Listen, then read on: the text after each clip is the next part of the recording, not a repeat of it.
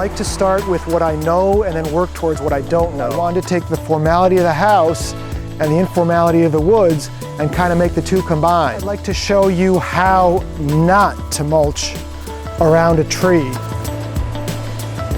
It's a step that I see very few landscapers doing. You want to make sure to have variation in your heights. Look at how lovely this is. We just cued the butterfly to come in.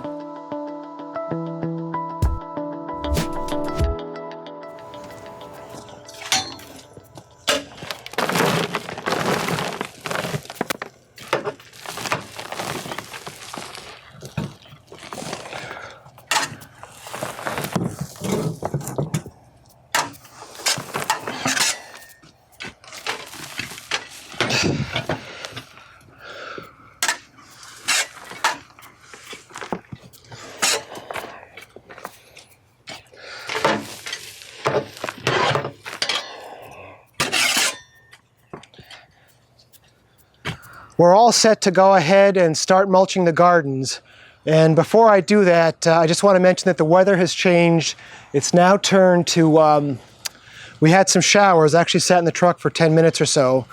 So I'm happy to say that the sun's not out anymore, but the humidity's actually kicked up a bit. So I'm soaked yet again. The mulch we're going to be spreading today, this is pure hemlock mulch, which is what I use for most of my jobs. You know, over the years, I've started with the dyed products, and then I've moved up to the pine mixes, and I just really like the hemlock mulches. So for most of the jobs I do, I end up using hemlock. If people are really concerned about insects, I'll do a cedar bark mulch, and then, you know, those are really the only mulches I use. If I had somebody with like a large woodland planting, I would consider another type of mulch. Maybe one of the dyed mulches or the pine spruce mixes. Pine spruce, there's nothing wrong with it for like a foundation planting, but I just personally, I like the fine texture of the hemlock, I like the dark color of the hemlock, and I like the way it holds its color. And if the color ever starts to fade, all you need to do is just turn it a little bit, and you'll turn it and you'll bring that brown back. What I do is I'll leave a pitchfork in the truck, and I'll leave a pitchfork where I'm spreading, so I don't have to carry the pitchfork in the wheelbarrow. It kind of bounces around a bit, and it's just more focus, more thought than I'd like to, you know, give to the process. So I'll always leave one in the truck and one in the bed, or, you know, if you have a pile, one in the pile. And I think you saw how nice it was to go ahead and dump out of the back of the truck through this little chute. And it's funny, when I bought my truck, I specifically asked them, this was like a truck package, and I asked them not to put this, I think they call it a coal chute, but I asked them not to put that in. And boy, I am so glad they didn't listen to me, because I mean, I can take gravel out of this, I can take topsoil out of this truck, and all you have to do is just push it a little bit. There's like no muscles involved. Whereas if I had this all dumped, this is 8 yards of mulch I've got here. If I had all this dumped on the driveway, I'd have to shovel it, pick it up into the wheelbarrow, dump it, and then shovel it again.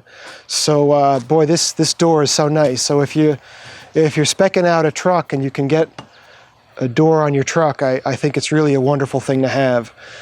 My truck is what's known as a low pro truck, a low profile. It's got 19.5-inch tires, which most trucks this size have 22.5-inch tires.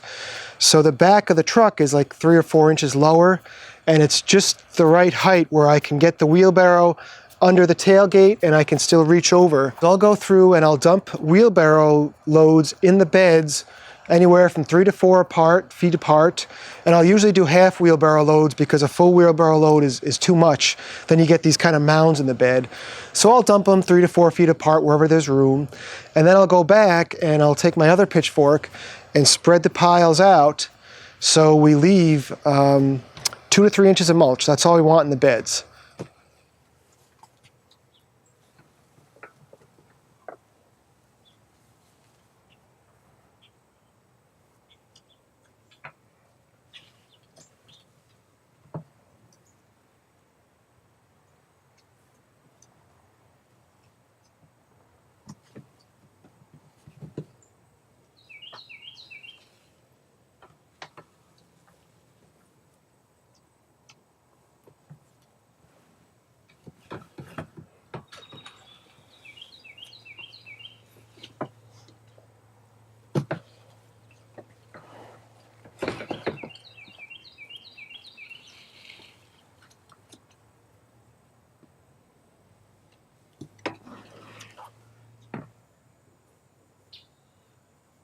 We've already spread the piles of mulch through the garden, about 3 to 4 feet apart, half a wheelbarrow.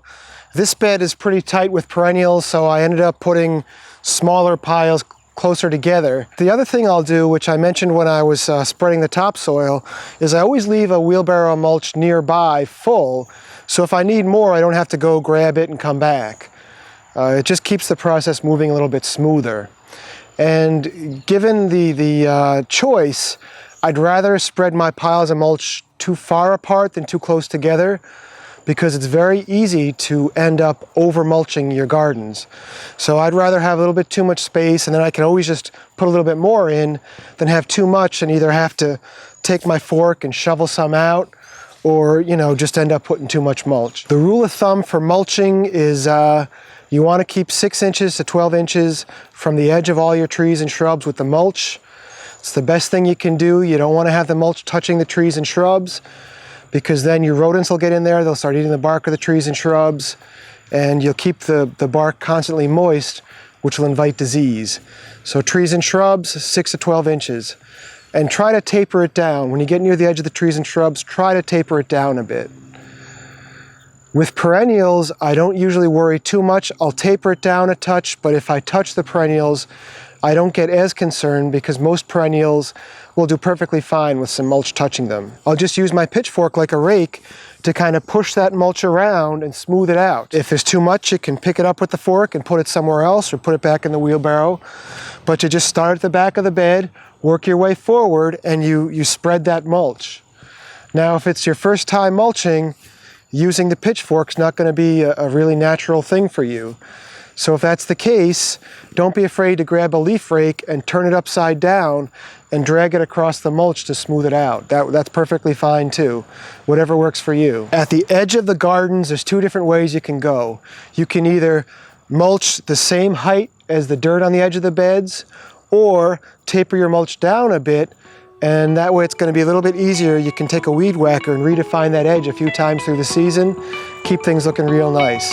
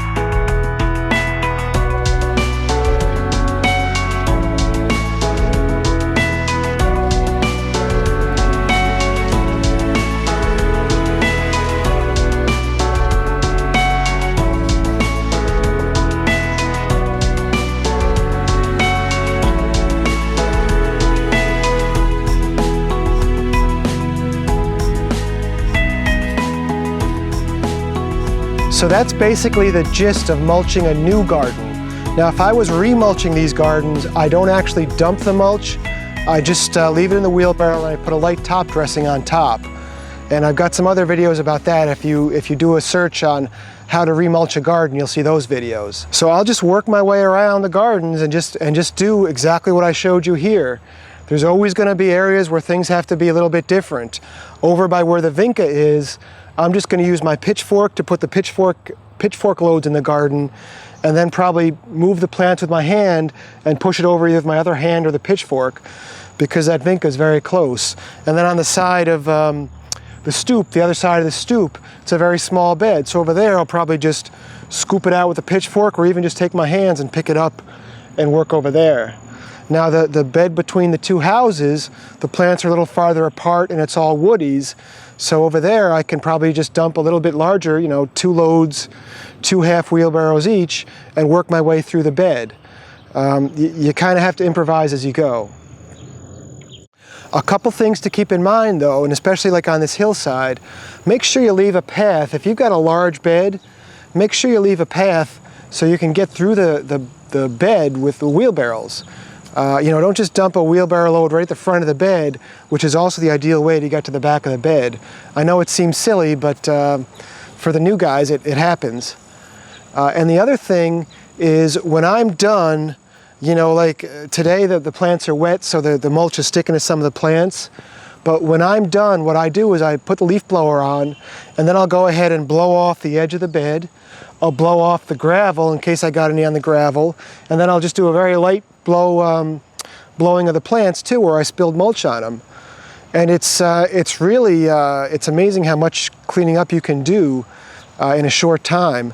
And even if I had some stepping stones and I put some mulch on the stepping stones, I know it sounds weird coming from me because I'm very set in my ways, but when mulching, I be careful, but I don't worry too much if I spill a little bit on the grass or even like the stones over here, because you just put the leaf blower on, a very light breeze, it'll blow it right off. And it's much easier to give it a quick blow than it is to, you know, hand place each piece of mulch. New gardens, 2 to 3 inches of mulch.